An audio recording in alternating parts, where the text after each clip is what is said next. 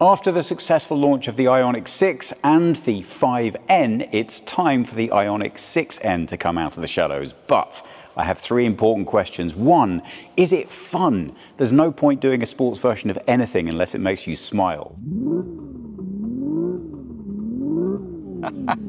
Two, is it worth the extra cost? Because it ain't going to be cheap.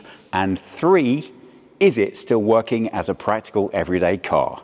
Let's take a closer look and find out. 1.94 m or 76 inches. That's the width of the new Ioniq 6N. That's 6 centimeters or about 2 inches wider than the standard 6. So what have they done with all that extra real estate? Well, in the first part, it has to be a little bit wider to accommodate the specially designed wheels, but more on that later. For now, you can see what they've done with the visual styling. Very different physical presence. The first thing that really smacks you across the face with this car is it was obviously important to Hyundai to make a very bold visual statement that this was not the same beast at all. So you have a very strong black physical presence at the base of the car. The lights end up here in order to make maximum impact of the visual styling lower down, and you can see that nowhere clearer than the new N logo right on the front. 4.94 m or 194 inches in length. That's about 10 centimeters or 4 inches longer than the standard 6. So a lot of body kit work going on this car. The dimensions are more or less the same in terms of the architecture of the vehicle itself. So most of that's made up with the padding and visual styling, but there are significant differences. These wheels are a great place to start from. These have been specifically designed by Pirelli for this car. As you can see, we also have redesigned wheels and redesigned brakes as well. These are 20 inches, and as you would expect, that's what the car comes with. So in order to accommodate the specially designed wheel, the wheel arch has been enlarged slightly, and that explains some of the additional width too. As you can see, there is a lot of black happening on the car. That contrasts beautifully with the color, and again, as with the front, the whole intention is to make the visual presentation of the car clearly distinct from the standard 6, and I think it works very well indeed. The car looks aggressive, it has a really nice sporty stance. So, you'll be familiar with the standard swoop on the 6 coming through to the back. I think that works even better in the end than it does on the standard 6. The height of this vehicle is 1.5 meters. That's exactly the same as the standard 6, so no change there. But the styling, well, this is a very different beast. In the standard 6, you can choose between digital or standard wing mirrors. At the moment, at launch, the N is only available with the standard. I think that's the right choice to have gone for. What do you think? Down in the bottom, you can see a red design line, which very nicely ties in with the red of the brake caliper that you can see through the wheel. There's also a discrete black on black N logo inset right into the bottom of this car, right behind the passenger door. As you come up, and you can see the visual styling continued throughout the back, we can see this aerofoil on the rear. Well, what I can tell you is that the aerodynamic drag coefficient of this car is 0.27, and on a standard 6, 0.21. And let's be honest, it does look fairly cool. There are a couple of really nice visual throwbacks on this car to sports cars from a slightly earlier time. The first of those I want to draw your attention to is the way that the rear of the car is delivered. Is it just me, or is there something slightly evocative about earlier Porsches on that? Could be a bit of a crowd splitter, but I also want to show you this really nice feature. When you unlock the car and see this, if that isn't intended to evoke a graphic equalizer, I don't know what is. Interestingly, the rear styling is one of the places where the N makes its mark most significantly. They had to make a couple of bold choices here. As you can see, huge swathes of the rear are taken up now with black, but in the standard 6, one of its key signature features was the light strip that went right across the back. Well, in keeping with the styling entirely in black, they couldn't do that on this model, so instead, you have this very minimized dynamic lighting here that shows up when the car is switched on and switched off. Just above here, the indicators are dynamic, so they do still give you a little bit of that visual effect that you're used to from the standard 6. Flush handles on the door. You can either push to open like that. Oh, that feels nice. Let's do that again, Michelle. I was a little worried about the handle as to how well executed it was going to be. That actually feels really good. As you open up the door, you can get your first hint of the changing of design. Now, it's always a bit of an issue with sports models as to how much they're going to spend changing the interior, because obviously most of the money goes on the engineering developments. So the standard fit out is exactly the same, but there are some nice details. Michelle might be able to pick up a little bit on the color styling there. Mostly fairly hard plastic, but actually nice to touch. It's well delivered. As you may remember from the 6, it has a very shallow door pocket, but there is a little indent here which will take a bottle of water, so you still can fit your things in it. And a nice ledge that runs right throughout to rest your hand on and make it nice and comfortable and easy to get in and out of the car. As we look slightly deeper into the vehicle, I just want to show Michelle this detail down here. That's a nice touch, isn't it? The checkered design right on the door sill.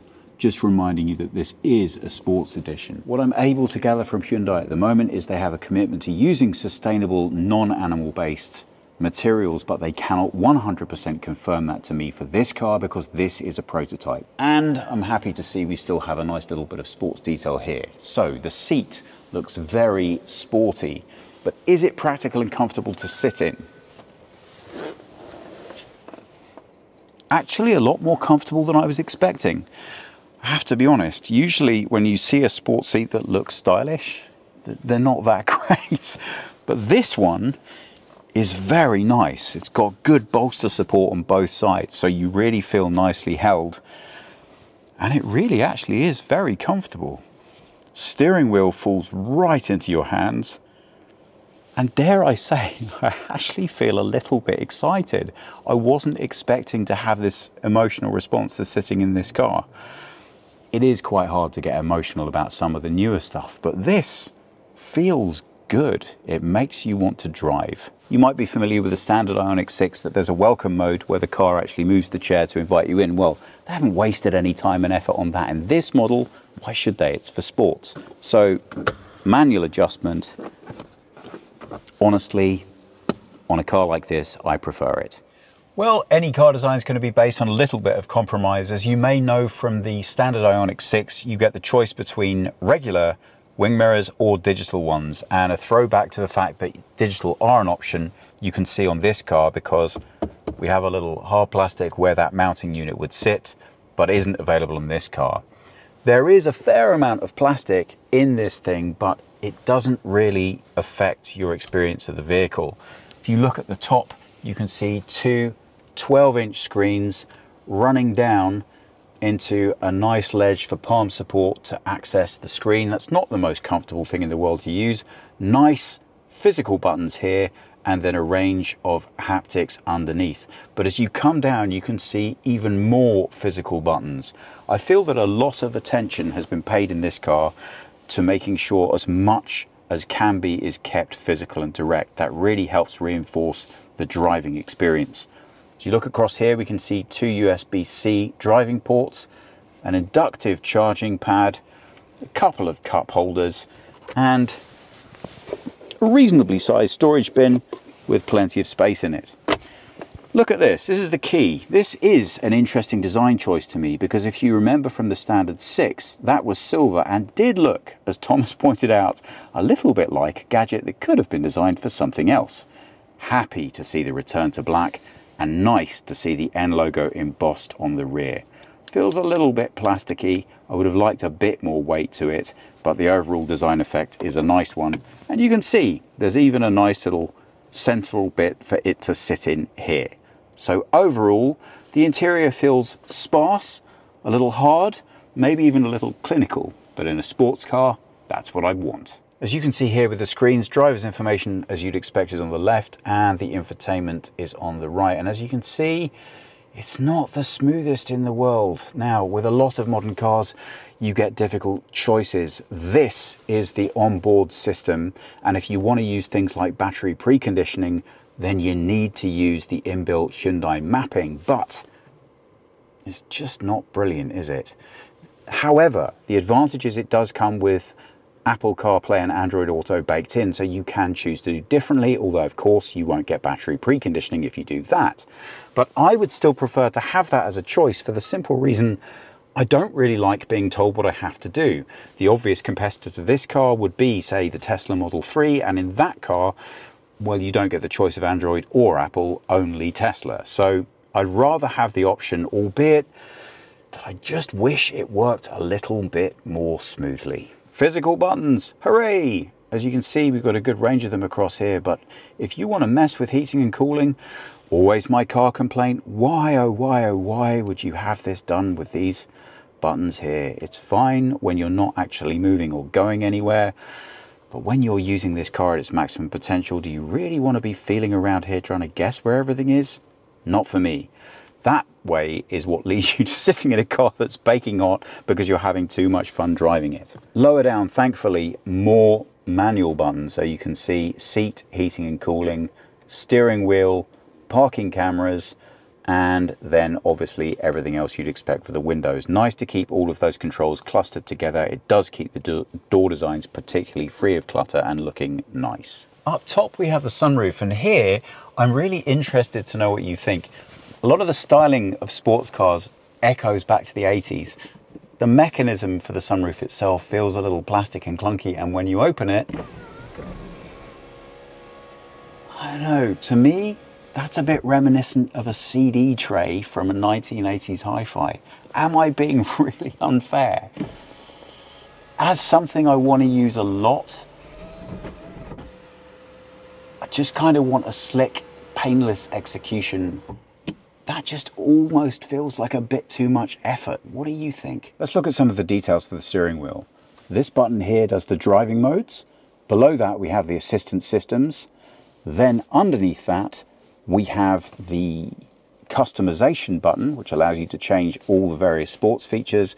And over here we have the E-shift. That's going to work in conjunction with what we have back here, which are the electronic shift paddles. Obviously no gears, but they do give you the experience of changing. And if you've tried the 5N, you'll know that that is delivered remarkably well. Well, it should be delivered remarkably well because we've got a lot of performance in this car. We have a 0 to 100 km per hour or 0 to 60 speed of just 3.3 seconds. And it tops out at 260 km per hour or 160 miles per hour. Talking of all that performance, this button over here is the N-Grin button. Yeah, I know it's not the best name in the world, but what it does when you push it is it delivers the maximum amount of power to you immediately. So if you want to get that extra sports boost, give this a push and off you go. This car was developed on the Nürburgring and the Nordschleife to make sure it delivered maximum driving experience. And in order to make sure you'd enjoy that, as much customization as you could possibly want is available to you. There's obviously launch control, and there's even torque distribution where you can change how the setup works from front to rear motors. If all of that digital information seems like a bit much to you while you're trying to have fun with the car, there's also a head-up display to give you the most basic information you need while you're cornering and smiling, smiling, smiling. Glove box exactly the same as on the standard 6. It pulls out rather more like a tray than the standard levered design you'd expect. Delivered fine. It's plastic. Who cares? You're not in this car to look at drawers. In keeping with that 1980s throwback theme, look what happens when you turn the car off. Well, I'm not sure I'm 100% convinced by that. What do you think? In the rear of any sports car, it's always a bit tempting to say, come on, who cares? But it's a central design feature of Hyundai that the car has to work as an everyday car. So does it? Well, you know what? I'm actually pleasantly surprised back here. They haven't forgotten the rear, and it does feel fairly comfortable to sit in. You don't get the bolstered grip. Just once it would be nice if a manufacturer decided that they would give up on this pretense of having a third person with a strange body sitting in the middle and instead give you a bit of a sports experience back here. There's some attempt made, but what do you expect? It's the back of the car. You do get, however, 2 USB-C charge points, which are nice. As you can see from my legs, there is acres of room back here for the longer or taller passenger. I'm 5'10" or 178 centimeters, but I do have very short legs. So as you look here, you can see that there's masses of room. You also get an armrest, but come on, anyone sitting in the rear of this car should just be desperate to be sitting in the front. Yes, you can do supermarket trips with it. It still delivers if you want to put kids in the back, and there's ample space for child seats. But that's not why you're buying it though, is it really? Speaking of practicality, let's take a look in the rear and see whether or not it works. Well, the standard 6 has 400 litres of load space in the back. This one has a little bit less. As you can see, it's had cross struts added for torsional stiffness in the chassis. So they're not quite sure yet what that's going to do to interior room, but as you can see, they're nicely executed, so it's really not going to make a huge amount of difference. You still get a decent load space, and the only way that's going to impact you is if you actually want to fold the seats flat and load something right through the rear of this car. In the bed, you can see that you've got a nice storage space both for tools and for charging stuff up here. And that's it in terms of floor storage. I have to say, this panel could be a slightly nicer bit of finishing. It doesn't feel quite as high quality as the rest of the car. I would have liked it if they'd done something that resonated a little bit more, but it's all about keeping the weight down to maximize the performance. So maybe I'm being a little unfair there. Plenty of room here for almost anything you could want to pop in. This is how you fold the seats. You pull onto these things, which releases the catch mechanism, and then you're able to fold the seat right down. So from there, if we do both sides, you can see that these struts obviously do have a significant impact in what you can fit through. However, I can tell you that the standard length of the boot with the seats up is 1 meter and 9 or 43 inches. But if you fold them down, you can get all the way up to 1 meter 95 or 76 inches. So you really can fit a lot in here, as long as you can work around these. But how often do you realistically need to do that?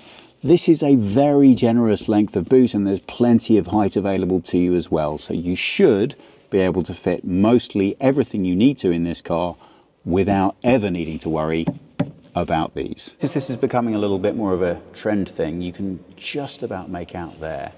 That is absolutely in keeping with the light signature of the rear of the car, those square dots, and provides a nice place for you to push on that. Electrically delivered charging port. You can see here DC charging, and they've done a nice job with the charging architecture here. It should charge at 350 kilowatts at peak. That's going to deliver 10 to 80% of charge in just 18 minutes. Not bad at all. When you're all done, pop the cover back on, push the button, and there you go. Well, of course, this car is twin motor, which means you're not going to get the 45 litre frunk that you get on the standard edition, but you are going to get an additional motor. So this is at the front. What you're looking at is a 166 kilowatt motor that produces 350 Newton meters of torque. The rear is a 282 kilowatt motor with 390 Newton meters of torque. That gives you a total combined output of 448 kilowatts or 740 Newton meters of torque. You can boost that up to 478 kilowatts or 770 Newton meters of torque. And if you want that in old money, that's 640 horsepower. If that's not enough to keep you entertained, I don't know what is. The battery on the 6N is the 84 kilowatt hour version, which is exactly the same as the 5N. Standardly, if you bought the 6, you'd be getting 77 or 53, I believe, as option. Because this car is a prototype, the external speakers haven't been fitted, but the internal ones have. So we can show you, most importantly, what it will sound like with that attenuation. So attenuation, actually, is a complete replacement. We have an expert from Hyundai, and he's going to give us a little sample.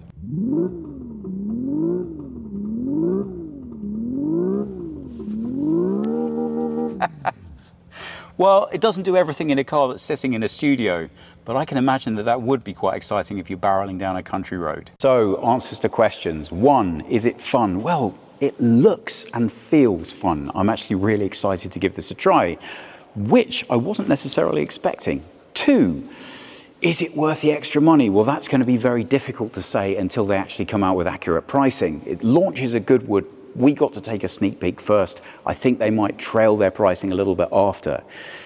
But you know, if you want sports, you have to pay a little bit extra. And that's the last question. Is it workable as an everyday family car? Yes, it absolutely is. Look at the rear. You could fit a football team in there. The boot's still plenty usable. Don't worry about the torsion struts. You can still fit everything you need into it. It's great.